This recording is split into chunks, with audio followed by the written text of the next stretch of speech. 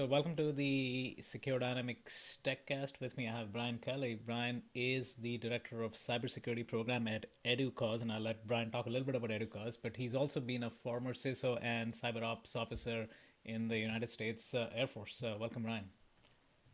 Thanks for having me. Good to be here. Always fun to have a conversation. Yeah, so if you can tell the listeners briefly about EduCause, because I know it's doing phenomenal work and it's a nonprofit. So just a brief intro. Yeah, so EDUCAUSE is a nonprofit association focused on elevating IT in higher education, right? And I often say we're like Gartner, but for higher ed. And for this audience, most folks will know what and who a Gartner is, and really focused on the administrative operational side of IT. So not the academic side of higher ed, but all of the function from an IT perspective. And my area certainly is cybersecurity and privacy, but everything from analytics to enterprise IT to teaching and learning and classroom technology. So broad spectrum of support for our higher ed members and our community. We've got over 2,000 institutional members, about 100,000 individual members, and about 400 corporate members. So really represent the space fairly well. And the cyber is right? Cyber is a word. If you say it in front of anything, it makes it better. And cybersecurity Yeah. is a large and vibrant community in higher ed. Yeah, so great to hear this. So talk a little bit about again, given your prior history of being as they say, once a CISO, always a CISO, right? So how has the role and expectations of CISO, let's say, evolved over the past decade? And let's pause at the point COVID hit, and then we can talk about that. So how has the last decade? How has the CISO role evolved, especially in higher ed?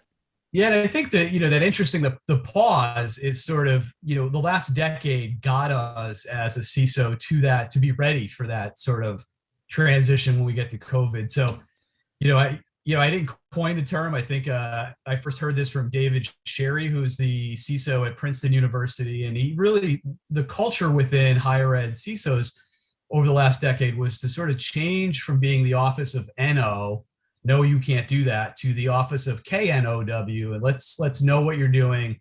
Let me explain to you, let me show you, so what you should be doing or why you shouldn't be doing something, or how we can go forward together. And I think that sort of cultural shift in the CISO role in higher ed over the last decade, and probably more within the last 5 years, of really being valued as a partner for moving IT forward, moving the institution forward, being able to do more of an enabler versus sort of not a disabler, but more of traditionally where you always viewed security as an obstruction, or maybe oh, we don't want to call the security people, they'll tell us no, or you don't want to talk to that person. So I think what we've seen through our community at EDUCAUSE over that, like I said, last decade is really, collaboration, and the CISO being engaged earlier in conversations and more sort of involved with what's happening on campus in different initiatives to help support the mission of the university.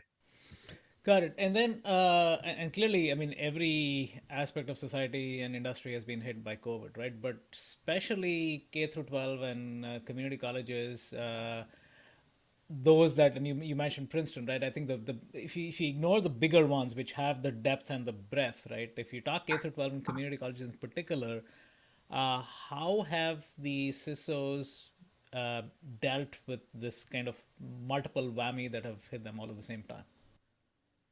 Yeah, I think part of that was right, you said once a CISO, always a CISO, just our own wiring, right, of our sort of, skepticism and how CISOs think has changed within the last year plus around COVID, right? So again, being more of an enabler, we might have become less rigid and being, let's say, we're going to be more resilient. We're going to allow things to happen to enable remote work and remote learning.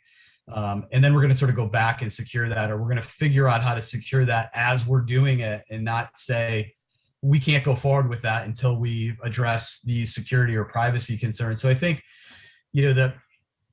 the practitioners had to be more dynamic and more agile and adaptive. And I think, where we see the community from the equity conversation is EDUCAUSE plays a huge role in sort of taking higher ed, right, is all about learning and sharing and openness. And, if Stanford or Princeton or Duke is doing something really well from a cybersecurity standpoint, they're going to come to the community. They're going to come through EDUCAUSE or some of our other sister organizations and bring sort of that expertise out to the field. So, think about Duke has a tool they call Stinger. It's an acronym for a detection and response open source tool.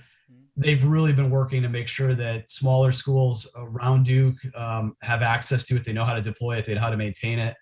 So we see a lot of that. And I think that's really where we help with that equity from the haves to have-nots. Some of us don't have large staffs or large budgets.